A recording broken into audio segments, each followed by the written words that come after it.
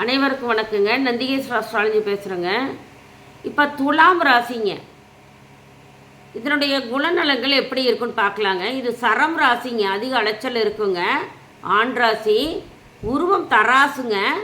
இதை ஊமை ராசின்னு கூட சொல்லலாங்க. எதுலேயுமே நடுநிலையுடன் செயலாற்றும் தன்மை உடையவங்களாக இருப்பாங்க.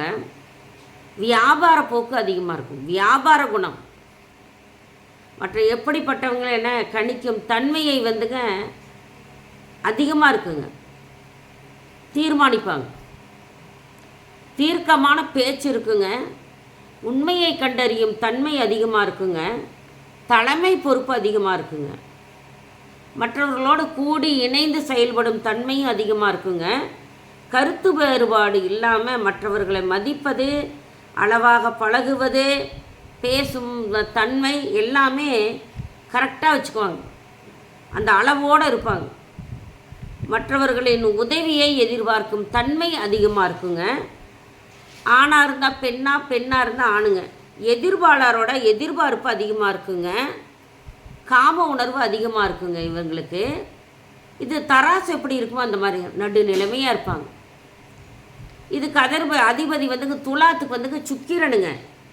சுக்கிரன் ஒரு பெண் கிரகங்க. சுக்கிரன் ஒரு பெண் கிரகம். பிராமணர் இது கிரக ஜாதிங்க. வைரங்க இதற்கு வைரக்கல் கிரக ரத்தினமாக இருக்குங்க. கருடனுங்க, இதற்கு வாகனம் கருடன். சமனாக இருக்குங்க. லக்ஷ்மி தெய்வங்க. இதுக்கு சுப்பருங்க. மொச்சை பயிர் கொடுக்கலாம். தித்திப்புங்க, சுக்கிரனுக்கு தித்திப்பு. சேத்துமம் கிரகப்பிணி சேத்துமங்க.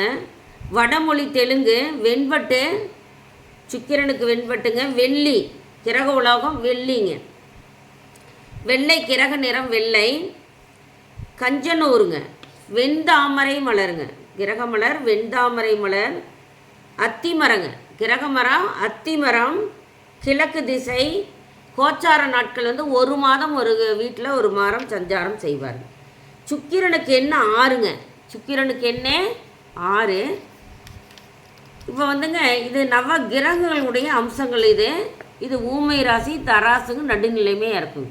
இதனுடைய குணநலங்கள் இப்படி தாங்க இருக்கும். தராசு எப்படி சமநிலையாக இருக்குமோ அப்படி தான் இவங்களும் இருப்பாங்க. தராசு எப்படி கரெக்டாக இருக்குமோ அந்த மாதிரி தாங்க இருப்பாங்க. நன்றி. சுபங்க.